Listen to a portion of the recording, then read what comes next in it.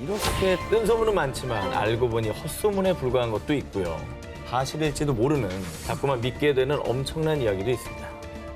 이번 특종은 당신이 혹하는 음모론 10부입니다. 세상을 어지럽히는 각종 음모론들, 누군가 진실을 은폐하고 있는 것인지 아니면 거짓에 불과한 단순 음모론인지 진실은요 아직 아무도 모릅니다. 그런데 말입니다. 만약 그 음모론이 사실이 아니라면 대체 누가 무슨 목적으로 음모론을 퍼뜨린 걸까요? 음모론의 진실과 그 뒤에 숨은 배후 세력의 실체까지 파헤쳐보겠습니다.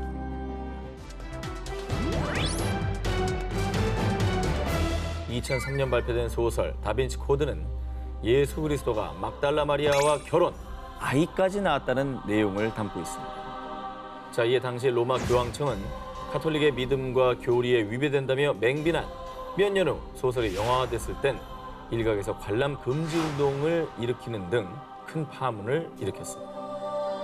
카톨릭이나 기독교적인 그 종교관이 확실한 유럽이나 미국이나 네. 이런 나라들에서 볼 때는 너무 나간 거 뭐 아닌가? 아무리 소설이라 해도 교리에 반하는 내용이니까 뭐 좀 예민하게 받아들일 수밖에 없었겠죠. 그러니까 성경에 안 나오는 내용이잖아요. 네. 그런데 말입니다. 소설성 내용이 허구가 아니라 진실이라고 믿었습니다. 그리고 이 음모론이 사실인지 확인하기 위해 2007년 한 다큐멘터리 제작진들은 음모론자들이 예수 가족의 묘라고 주장하는 이스라엘의 한 동굴 무덤을 찾았는데요. 무덤 안에는 요셉의 아들 예수, 마리아, 예수의 아들 유다라는 비문이 새겨진 유골함이 있었고요. 유골의 DNA를 분석한 결과 예수와 마리아는 부부 사이였을 확률이 매우 높습니다. 예수와 예수의 아들 유다의 DNA가 일치, 예수와 마리아의 DNA는 불일치. 가족이었던 예수와 마리아가 부부였을 것이라 추측을 하는 것이죠.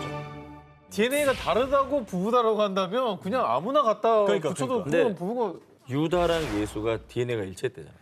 그러니까 유다는 보통 이제 예수님의 이제 제자 중에 한 명이고 결국엔 배신을 해서 죽음에 이르게 한 인물인데 그게 어떻게 아들일 수 있어요? 그래서 이스라엘 고고학자들은요. 유골함의 이름은 기원 전과 기원 후 1세기 무렵 유대인들 사이에서 흔하게 쓰던 이름입니다. 무덤 속 유골의 주인을 성경 속 예수라고 단정 지을 수 없다고 반박했습니다. 그리고 사실 대조가 불가능한 게 실제 우리 예수의 DNA를 압니까? 모르죠. 그냥 갑자기 그 무덤에서 그걸 대조해서 뭐 맞지 않다고 부부고 뭐 아들이 이거를 단정한다는 건 좀 억측인 것 같은데요. 말도 안 되는 주장이라는 입장이 우세한 가운데 일부 음모론자들은 여전히 예수 결혼설을 주장하고 있습니다. 바람과 함께 사라진 배우? 고전 명작 영화 바람과 함께 사라지다에서 주인공 스칼렛 오하라의 마음을 애태우는 신살칼로 열연한 배우 레슬리 하워드. 자, 그는 이 영화로 스타덤에 오른 뒤 제2차 세계대전이 발발하자 연합군의 사기 진작을 위해서 선전활동에 뛰어들었는데요. 그런데 레슬리 하워드는 전쟁 중 사망. 그리고 그의 죽음에 대한 음모론이 끊임없이 제기되고 있습니다. 사건의 발단은 1943년 6월 1일 하워드는 포르투갈 리스본에서 영국의 브리스톨로 향하는 민간 항공기에 탑승했습니다. 그런데 그가 탄 항공기가 스페인 북부 비스케이만 상공을 지나던 중 갑작스러운 폭격으로 추락. 결국 하워드는 사망하고 말았는데요. 야, 아무리 뭐 전쟁 중이라도 민간 항공기는 공격 안 하지 않나요? 원칙이죠, 원칙. 그래, 전범이죠 그런 게. 예. 누가 공격한 거예요? 자, 당시 독일은 민간 항공기를 연합군의 전투기로 오인해서 공격한 것이다라고 해명했는데요. 그런데 말입니다. 영국의 저널리스트 이안 콜빈에 따르면 히틀러가 비행기를 격추시키라고 지시한 게 분명합니다. 반나치 성향을 가진 하워드를 평소 히틀러가 눈엣가시로 여겨서 하워드를 살해한 것이다라고 주장했습니다. 그러니까 이제 유명인이 나치에 대해서 반대하는 얘기를 계속하면 대중들은 영향을 받거든요. 네. 혹시 그런 거를 염려해서 민간 항공기를 격추시키면서 죽인 건가? 아, 근데 그것만으로 히틀러 소행이라고 하기에는 뭐 히틀러가 나쁘니까 그냥 뭐든지 히틀러가 했다 그러면 다 넘어갈 것 같은데. 자, 그런데 말입니다. 레슬리 하워드 죽음에 대한 음모론은 이뿐이 아니었습니다. 제2차 세계대전에 영국 정보부장으로 참전했던 윌리엄 스티븐스는요. 레슬리 하워드의 매니저 알프레드 첸홀스와 당시 영국 총리였던 윈스턴 처칠이 키와 얼굴형 헤어스타일이 비슷해가지고요. 그래서 독일군이 매니저 첸 홀스를 처칠로 착각해 민간 항공기를 공격했다고 주장했습니다. 근데 주변에 경호원이나 뭐 의전 등을 보면 오해하지 않았을 것 같긴 한데 네. 어쨌든 외모만으로는 닮았네요.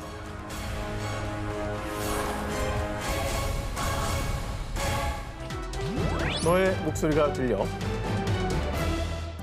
인터넷 검색과 스마트폰 운영 체제, 그리고 인공지능 스피커까지 요즘 포털 사이트를 기반으로 한 이 A사의 서비스가 세상을 지배한다고 해도 과언이 아닙니다. 그런데 일부 사람들을 중심으로 A사가 음모론의 주인공으로 떠올랐습니다. 내가 스위스 여행 가고 싶다고 말하니까 있잖아. 얼마 뒤에 스위스 여행 상황가 떴더라고요. 친구랑 있을 때 의자 사야지 라고 말했더니 인터넷에 의자 광고가 떴다니까요? 자, 일부 A사 이용자들에 따르면 A사 서비스를 기반으로 하는 브라우저, 스마트폰, 인공지능 스피커 등이 사용자의 목소리를 24시간 도청하고 있으며 수집한 정보를 광고 제공에 사용한다는 음모론을 주장했습니다. 왜냐면 검색한 내용을 가지고 빅데이터 만드는 건 유명하잖아요. 음성을 안 본다는 보장이 어딨냐고. 감시한다고 생각하면 정말 끔찍하긴 하다. 자, 그리고 이런 음모론이 생긴 이유 중에 하나가 A사의 서비스를 이용하기 위해서는 음성 및 오디오 정보가 포함된 개인정보 제공란에 체크를 해야 됩니다. 맞아요. 이 항목 때문에 음모론이 더욱더 확산된 겁니다. 또 인공지능 서비스 이용 시 홈스피커에서 음악 틀어줘. 이렇게 명령어를 말하는 경우 등 일부 상황에선 사용자의 음성을 기록해서 그걸 쓰는 거예요. 때로는 명령어와 비슷한 발음이 들릴 경우 인공지능이 잘못 인식, 활성화된 상태에서 사용자의 음성을 수집하는 경우가 종종 발생합니다. 자, 이러한 사실을 토대로 A사의 도청설이 더욱 활기를 띠게 된 겁니다. 하지만 A사 측에 따르면 목소리를 무단으로 수집하지 않으며 권한 허용으로 수집된 음성 데이터 역시 개인 맞춤형 광고 제공 목적으로 사용되지는 않는다고 합니다. 아니, 맞춤형 광고가 노출되는 건 왜 그러는 거예요? 그래서 2018년 미국의 한 대학교에서 실제 실험을 진행했습니다. 그런데 실험 결과 A사 포함 스마트폰 내 앱들에서 사용자도 모르게 음성 파일이 전송되는 사례는 확인되지 않았습니다. 휴. 그럼 이게 다 우연일치라고?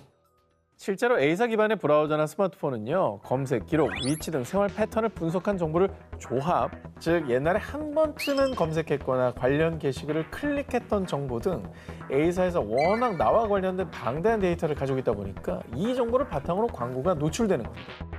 예전부터 뭔가 관심 있다는 건 내가 클릭했던 기록이 남아서. 아니, 하도 사재 끼니까 예. 샀던 게 자꾸 떠. 검색했었는지 안 했는지 기억도 안 나죠? 근데 했을 것 같아. 내가 아는 전현무라면 했을 것 같아. 내가 아는 전현무라면 이거 검색했던 게 분명해요. 육중날 면도날이 자꾸 뜨거든. 기술의 발달과 함께 인류의 삶은 편해졌지만 편리해진 만큼 그에 상응하는 위험도 음모론도 증가하고 있습니다. 모모모 연쇄 사망 사건. 2017년 8월 수단의 수도 하르툼에서 갑작스런 심장마비로 이송된 한 남성. 그러나 정말 안타깝게도 그는 끝내 사망하고 말았는데요. 그런데 이 남성의 죽음이 알려지자 세상에, 이번에도 또 죽었다고? 분명 뭔가 있긴 있나 봐. 많은 사람이 그의 죽음에 대한 의심의 눈초리를 보냈습니다. 이번에 또라고 하면 한 번이 아니었다는 거고. 뭐죠? 사망한 남성의 정체는요, 수단 주재 러시아 대사 미르가야스 쉬린스키였습니다. 그런데 말입니다.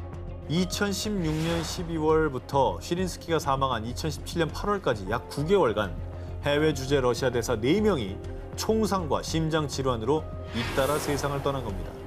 게다가 사망한 4명의 러시아 대사를 포함한 고위급 외교관 7명과 러시아 내 주요 관료까지 총 9명이 이 기간에 사망한 것으로 전해졌습니다. 아니, 뭐 사인이 좀 다르다고 해도 9개월 사이에 9명이 죽었다는 게 이건 우연일치로 보기 너무 힘든 거 아니에요? 게다가 각국에 있던 러시아 외교관 대사들이 이렇게 얼마의 기간에 걸쳐서 죽은 게 좀 이상하긴 해요. 이 러시아 외교관들의 잇따른 죽음에 미국의 몇몇 언론 매체에서는요, 사망한 대사들 미국 대선 개입과 연관이라는 음모론을 제기했습니다. 그 얘기 많았지. 2016년에 제45대 미국 대통령 선거 당시 한 폭로 전문 사이트에서 민주당 전국위원회의 이메일 내용을 폭로하자 당시 민주당 측에서 러시아가 트럼프의 승리를 돕기 위해 해킹을 한 것이라고 주장, 일명 러시아 스캔들 논란이 있었는데 그래서 미국 언론 매체들은 러시아의 미국 대선 개입과 연관된 것이 아니냐는 음모론을 제기했던 겁니다. 이 트럼프 관련 음모론 외에 일각에서는 러시아에서 벌인 일이라는 주장도 있습니다. 이 사망한 해외 주재 대사들과 고위 관료들이 반푸틴 인사들로 세상에. 푸틴 대통령의 권력 강화를 위한 희생양이 됐다는 겁니다. 이건 너무 이상하다. 그러나 러시아 대사 연쇄 사망 사건 발생 4년이 지난 지금까지도 이 음모론들에 대한 어떤 명확한 증거도 밝혀지지 않고 있습니다. 일본 모모모를 예언한 만화? 얼마 전 숱한 논란 속에 폐막한 일본 도쿄 세계 스포츠 대회. 기억하시죠? 지난해 그 프렌시코에서 도쿄 세계 스포츠 대회 개최뿐 아니라 개최 중지를 요구하는 그 상황까지 예언했던 만화 아키라 소개했었죠. 소개했잖아요. 그래 그 포스터 화면 그래. 되게 소름 돋아. 연도도 똑같고. 문구도 비슷하고. 그런데 말입니다. 만화 아키라처럼 또 한 번 놀라운 예언으로 사람들 사이에서 뜨겁게 화제가 된 만화가 있습니다. 뭐죠? 어떤 만화죠? 2008년 6월부터 2016년까지 주간 잡지에서 연재된 만화 코펠리언. 2013년엔 애니메이션으로도 방영돼 화제를 모았는데요. 약간 세기말적이네. 그죠? 되게 어떻게 보면 약간 아키라하고 비슷한 필인데? 조금 음산하죠. 이 만화 코펠리온의 내용을 살펴보면 작중 2016년에 발생한 대지진으로 도쿄만의 오다이바 원전의 화재가 발생. 원자력 사고로 인한 방사능 유출로 도시가 폐허가 된 내용을 다루고 있습니다. 그런데 말입니다. 2008년 연재를 시작한 코펠리온이 동일본 대지진이 발생하기 3년 전에 후쿠시마 원전 사고를 예언했다는 음모론이 제기됩니다. 사실 음모론이라기보다는 일본은 원래 지진이 좀 많이 나잖아요. 자주 일어나는 거기 때문에 소재가 되는 게 이상할 거 없다. 아, 그렇죠. 예언은 정도 보기는 좀 우습다. 예언, 알겠습니다. 받아들이겠습니다. 자, 물론 지진을 예언할 수 있어요. 워낙 많으니까. 네, 그래요. 그런데 만화 속의 원전 사고의 원인이 동일본 대지진 때처럼 지진으로 인한 충격 때문에 냉각 장치에 문제가 발생했고 이 때문에 원자로가 걷잡을 수 없이 뜨거워져서 해결료가 녹아내리는 멜트다운 현상으로 인해 발생했다는 점, 그리고 방사능 유출로 도시가 폐허가 됐다는 점까지 일련의 과정들이 만화 속 묘사와 실제 재난이 너무나 흡사해 논란이 된 겁니다. 이거는 너무 똑같은데요, 진짜? 어쨌든 외부 원인이나 다른 이유로 사고가 발생할 수도 있는데 지진, 뭐 냉각장치, 멜트다운 이런 게 이제 공교롭게 겹쳤기 때문에 소름 돋아하는 사람도 꽤 있을 것 같아요. 그렇죠. 네. 와, 이거는 진짜 무섭다. 2018년 미국에서 발생한 캘리포니아 산불. 당시 기준 사상 최악의 산불로 무려 여의도 면적의 약 2,500배인 7,284제곱킬로미터가 소실. 약 80명이 사망하고 수백 명이 실종된 끔찍한 재난이었습니다. 그런데 정부가 일부러 산불을 낸 게 틀림없어요. 미국의 일부 음모론 단체들을 중심으로 음모론자들은 미국 정부에서 신무기인 지향성 에너지 무기를 이용해 고의로 산불을 냈다고 주장했습니다. 도대체 왜요?